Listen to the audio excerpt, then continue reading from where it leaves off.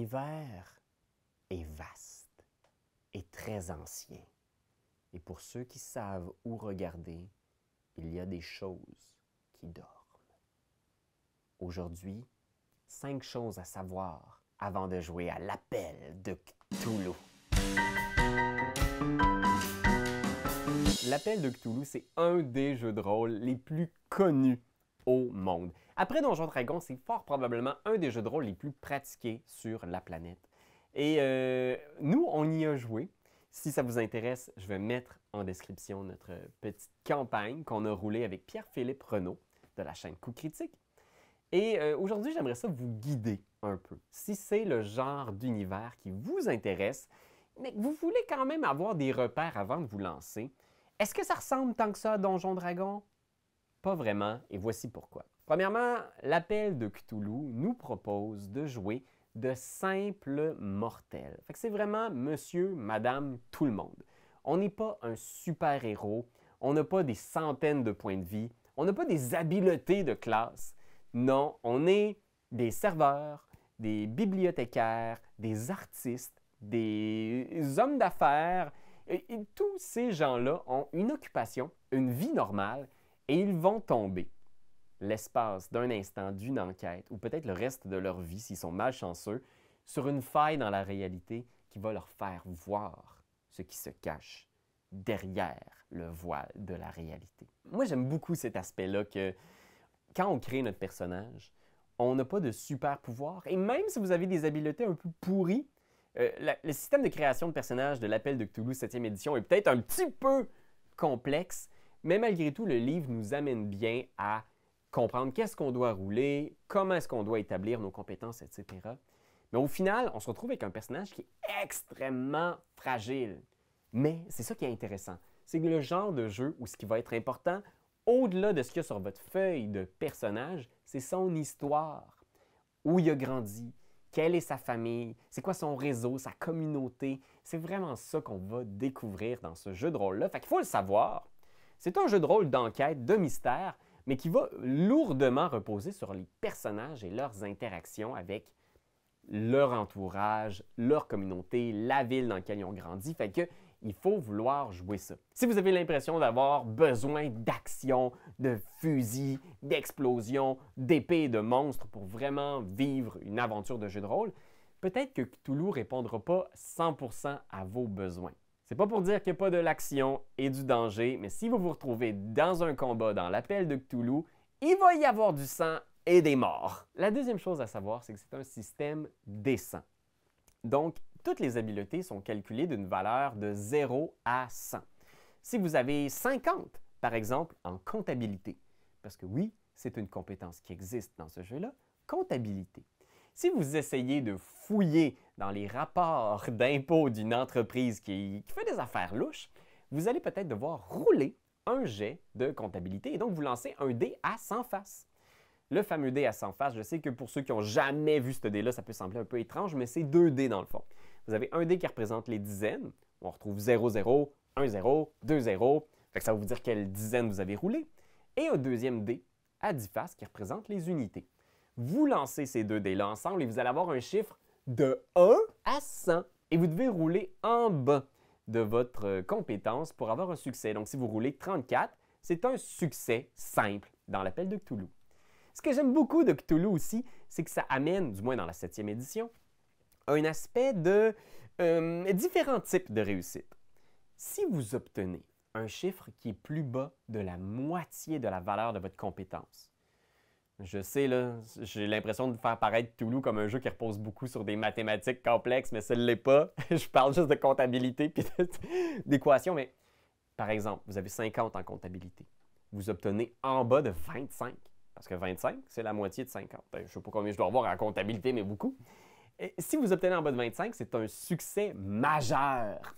Une réussite majeure, c'est que le succès que vous allez obtenir est encore plus grand. Alors, dépendamment de ce que vous faites, c'est peut-être une information supplémentaire. Dans un combat, ça peut être aussi un dégât augmenté. Vous allez peut-être même rouler le maximum sur votre dé de dégâts si vous roulez une réussite extrême. Et la réussite extrême, c'est de rouler en bas du 5e de votre compétence. Donc, si vous avez 50 en comptabilité et que vous roulez plus bas que 10, là, c'est une réussite extrême. C'est un petit peu l'équivalent dans Donjons Dragons de rouler un critique. Et ça, c'est vraiment chouette. Tout le monde est excité quand ça se passe. Fait que sachez-le, ça fait partie du système quand même de Cthulhu. Cet aspect-là où il y a des réussites plus grandes, moins grandes, et il y a même la possibilité d'un fumble, parce que si vous roulez 100, c'est toujours un fumble. Mais si vous roulez 95 et plus sur le dé, et que vous avez en bas de 50 dans une des compétences, bien là, c'est un fumble, et la situation peut dégénérer! Et l'autre chose que j'aime beaucoup des mécaniques de dés de l'appel de Cthulhu, c'est que vous pouvez aussi pousser le résultat d'un dé. Donc, si vous lancez votre dé à 100 faces et que vous êtes déçu du résultat, c'est un test tellement important et c'est super important. Il faut que tu sautes en bas d'un hélicoptère en marche ou je ne sais pas quoi, peut-être sauter entre deux bâtiments. Eh bien, si tu n'es pas satisfait du résultat, tu peux rerouler. Tu peux faire ce qu'on appelle, en français, je pense qu'ils disent redoubler le test. Et quand tu fais ça, tu peux relancer ton dé, mais attention, à ce moment-là, si tu échoues, il y a une conséquence négative pour toi et tous ceux impliqués. Fait que c'est l'équivalent d'un fumble, pratiquement. Fait qu'il faut vraiment bien y penser. Ça va demander aussi du travail du maître de jeu parce que le jeu nous accompagne plus ou moins dans ce que ça veut dire une conséquence négative. Ça dépend toujours du contexte. Alors, si vous êtes maître de jeu pour l'appel de Cthulhu, sachez-le, il va falloir un peu dégourdir vos muscles d'improvisation pour imaginer des malheurs possibles qui vont se produire à vos joueurs à chaque fois qu'ils ratent un test qu'ils essayent de relancer. Puis croyez-moi, j'ai développé cet imaginaire-là, j'ai imaginé toutes sortes de choses terribles, même pour les jets de comptabilité. Le jeu aussi repose lourdement sur l'exploration de périodes historiques. Cthulhu, à la base, nous plonge dans les années 20, 1920. Fait qu'on est vraiment ramené dans le passé et tous les modules publiés, et il y en a plein des excellents que je vous recommande, là, que ce soit Au-delà des montagnes hallucinées, Les masques de Nyarlathotep ou Berlin la dépravée, bien, ça nous permet de découvrir un lieu, une ville, ou même plusieurs lieux. Par exemple, historiquement, dans tous ces modules-là, il va y avoir toutes sortes d'informations sur le coût d'un ticket de train, comment ça marchait la traversée de l'Atlantique en bateau. On va aussi, bien sûr, parler de choses qui sont peut-être historiquement plus délicates. Fait que sachez-le avec votre groupe, si vous allez explorer ces modules-là, bien, on traverse, on incarne des périodes historiques où bien, la place des femmes, la place de différentes communautés n'était pas la même qu'aujourd'hui. Fait que ça, il faut le savoir quand on se lance dans ces modules-là. Par exemple, Berlin la dépravée va aussi parler du proto-nazisme en Allemagne. Fait qu'il faut le savoir. Et c'est aussi très, très dur. C'est de l'horreur physique, de l'horreur mentale, de l'horreur philosophique sur le sens de la place de l'humanité dans le monde, où on est finalement qu'un microbe sur cette planète-là, où il y a peut-être des choses plus grandes qui étaient là avant nous et qui dorment, et quand ils vont se réveiller, elles vont tout détruire. Fait que ces choses-là, parfois, sont très, très dures à lire, à entendre. Il y a des scènes aussi qui sont très, très graphiques. Dans la plupart des modules publiés, vous allez avoir de la maltraitance faite aux animaux, aux enfants. Il va y avoir des scènes de description de morts horribles, puis des créatures aussi qui sont innommables. Fait qu'il faut le savoir. C'est un jeu qui va nous plonger dans de l'horreur sociale aussi. Parce que c'est sûr que c'est dérangeant quand on va explorer ces périodes historiques-là où il y avait énormément d'injustices. Il faut le savoir. Je vous propose de le faire avec un groupe mature où vous vous sentez vraiment en confiance. L'autre chose à savoir aussi, c'est comme on n'est pas des super-héros, il n'y a pas vraiment de progression de niveau. Il est tout à fait possible de faire une campagne de l'appel de Cthulhu et de voir des personnages évoluer sur plusieurs sessions de jeu, mais il faut plus voir ça comme une désévolution. Les personnages vont subir beaucoup de contre-coups, je dirais. Une des valeurs classiques dans l'appel de Cthulhu, c'est les points de santé mentale. Donc, on va beaucoup étudier comment un personnage peut continuer d'exister après avoir réalisé les horreurs qui se cachent derrière notre quotidien. Une fois que tu sais qu'il existe des choses qui dévorent le monde, qui se préparent à tout faire disparaître, que la fin du monde est proche, comment est-ce que tu peux continuer à exister, à faire ton quotidien? C'est beaucoup ça que cette valeur-là représente. la perte de contact avec ce qu'on considère normal. Et graduellement, de quête en quête, d'enquête en enquête, ben, on va perdre ces points de santé mentale-là et on va graduellement perdre espoir. On va perdre le contact avec nos proches, perdre le contact avec qui on est. Fait que c'est beaucoup ça que ça explore. Fait que sachez-le, les personnages vont inévitablement devenir ce qu'on va appeler quasiment une bombe, parce que graduellement, à chaque fois que tu vois quelque chose d'horrible, tu perds des points de santé mentale et tu le vois que la direction dans laquelle tu t'en vas, si tu continues de chercher, si tu continues de creuser, ben c'est carrément la folie.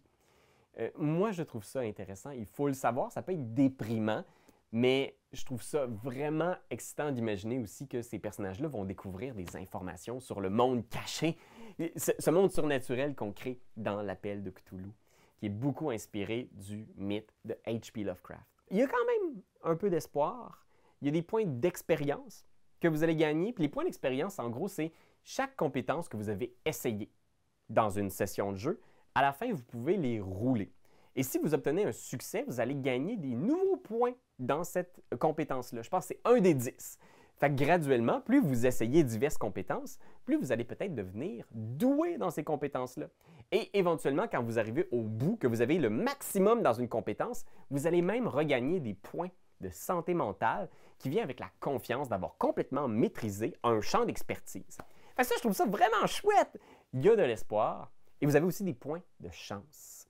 Alors, s'il y a un test vraiment important sur lequel vous ne voulez pas échouer, vous pouvez dépenser ces points de chance-là pour augmenter le résultat de votre dé.